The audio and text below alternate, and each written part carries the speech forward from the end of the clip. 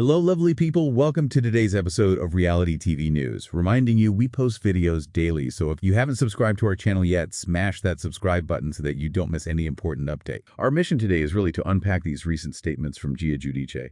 She's offering her perspective and, maybe more importantly, trying to redefine some very public challenges her mother, Teresa Giudice, has been facing. Yeah, what's truly insightful here is seeing how someone like Gia, part of that younger generation, is strategically taking control of her family's narrative, often pushing back against the very media machine that, well, made their lives so public in the first place. Right. And the catalyst really for Gia's public comments was this very public and honestly pretty awkward moment.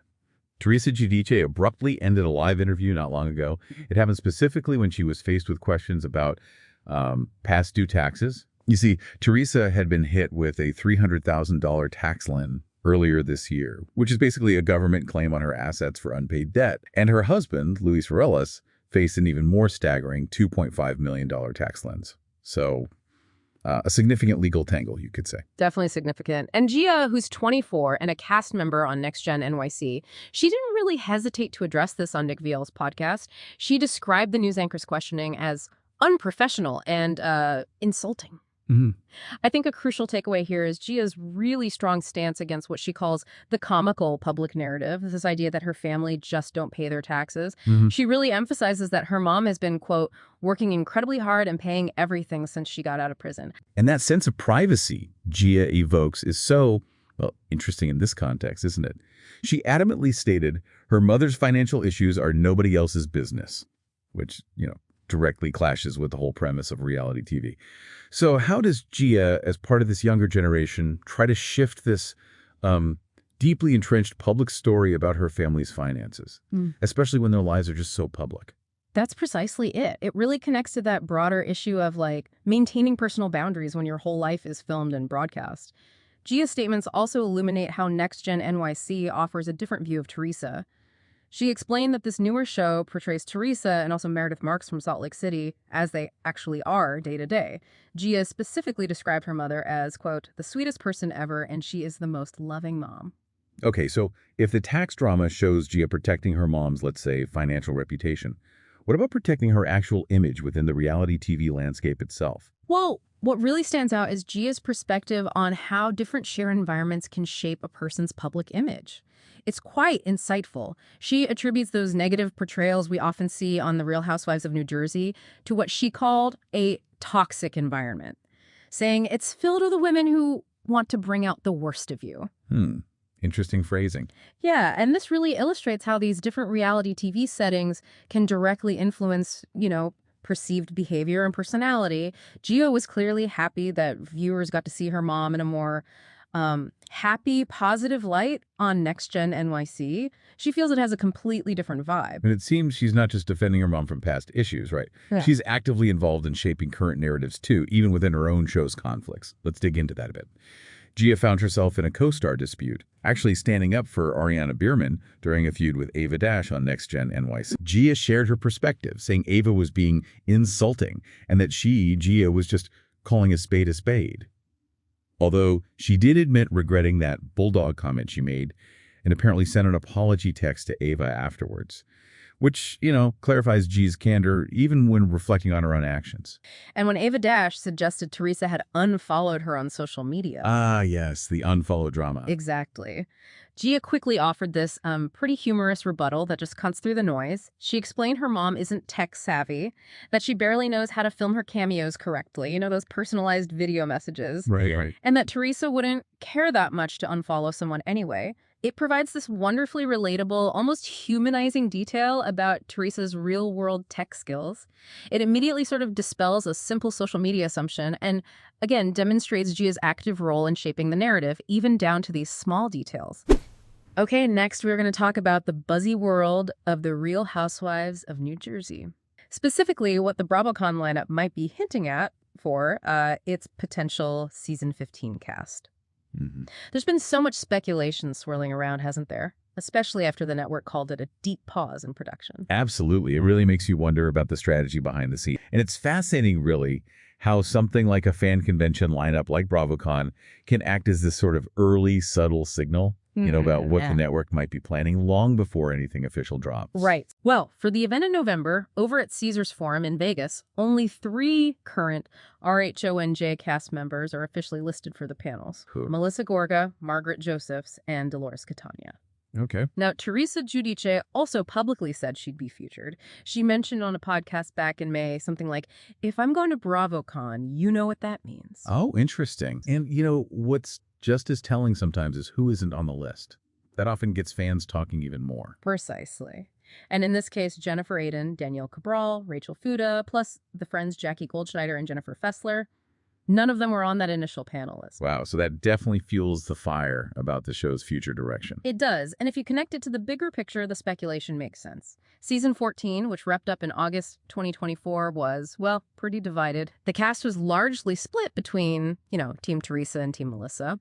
Dolores, bless her, somehow managed to stay Switzerland right in the middle. She always does. It's her superpower. It seems like it. So after that season, rumors were flying, recasting, cancellation. But Andy Cohen stepped in. He did, yeah. On The View, I remember that. Mm-hmm. Back in June, he shot down the cancellation talk, called it that deep pause, and insisted they are actively there casting and looking at the future. He called it a great franchise.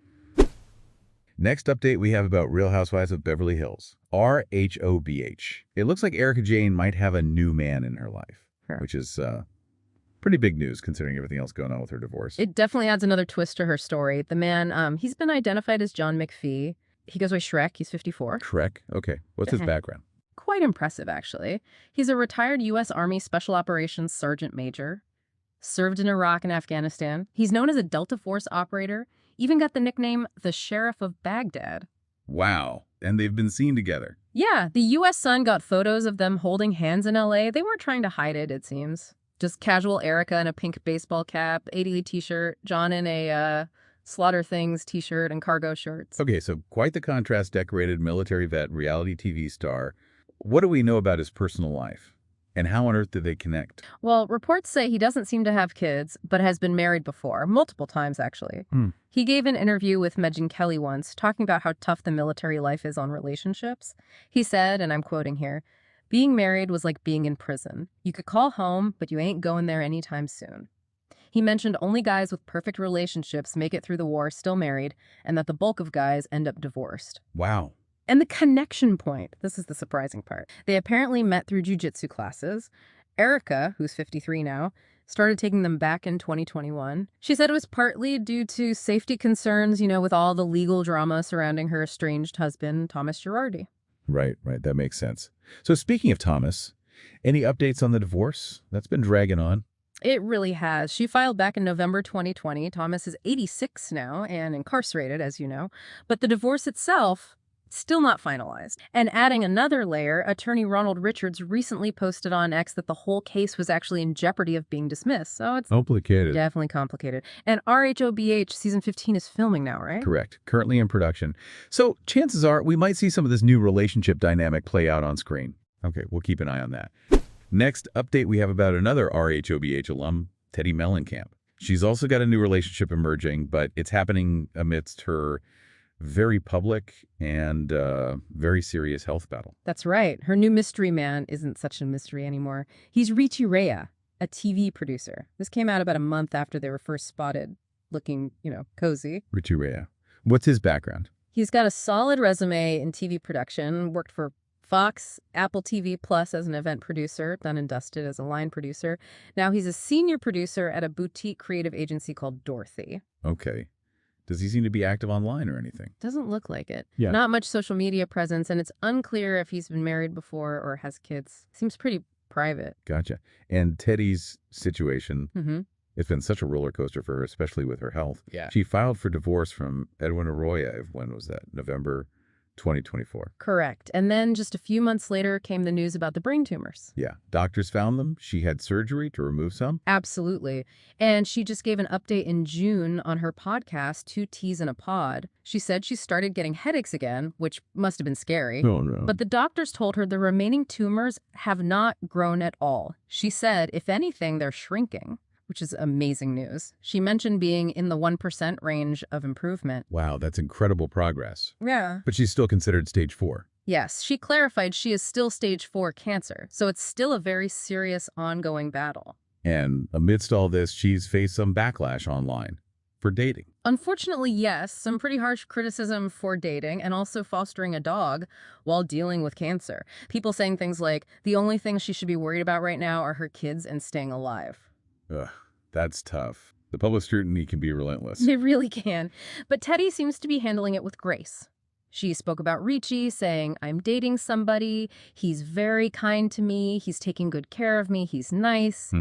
She mentioned he's not married, no kids. And that he's private. Yeah. She said he's also a private person. I asked him, like, do I even say your name? And he's like, it's really whatever you want to do. Like, I know you're a public person. All right, moving on now to a more somber update. Next update we have about a challenging legal situation involving the daughter of Real Housewives of Orange County alum, Lynne Curtin. Yes, this is a tough one involving Alexa Curtin, Lynne's daughter. She's 32.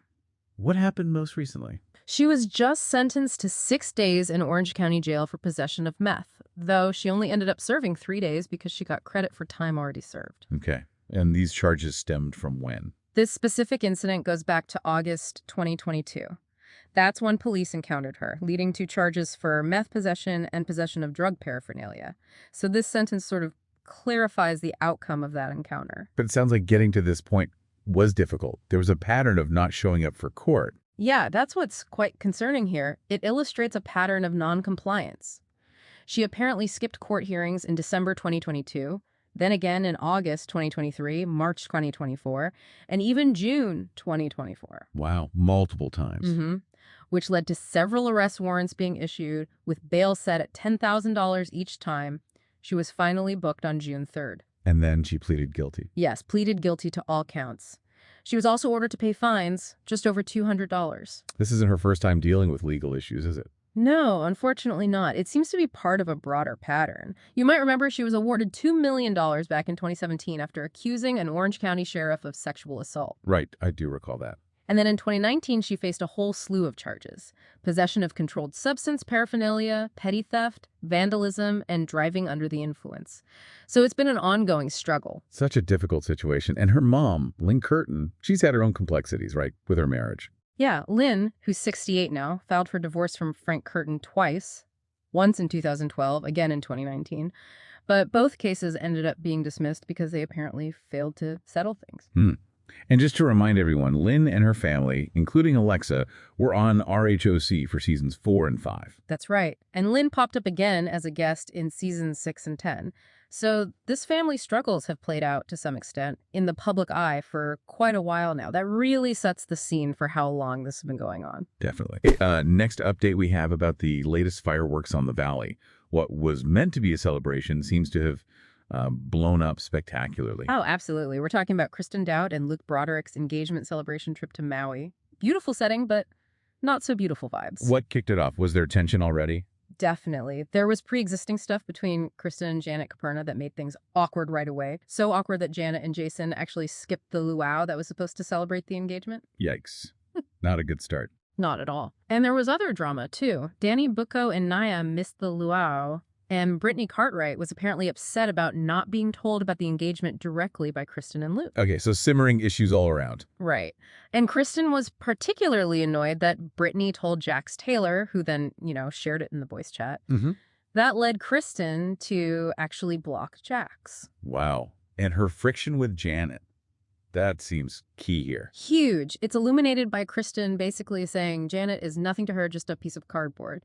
She even claimed Janet only got into the group through Sheena, calling her a fan. Ouch. Okay, so that sets the stage for the cruise. What happened there? Well, they all go on this group cruise, and it's predictably uncomfortable. Janet tries to make conversation. Kristen stays totally cold, and then things escalate.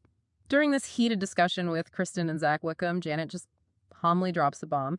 She says that Danny sexually assaulted Jasmine Good and Melissa Lally during a drunken night at a bar. Whoa, assaulted. That's a huge accusation. Huge. And the reaction was immediate. Kristen apparently started spiraling. Zach called Janet crazy. But Janet stuck to it. She did. She doubled down, saying it was the legal term for what Danny did.